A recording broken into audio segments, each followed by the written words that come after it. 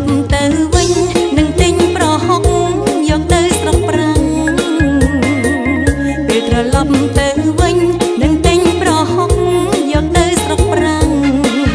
មិនភ្លេចទេអណ្ដែងត្រីអាំងទោះបីបានញ៉ាំពិសាហត់ដកូនភ្លេចបាយក្តាំងបាយកមិនចោលមើមប្អូនធ្លាប់ហូបគ្រាក្រ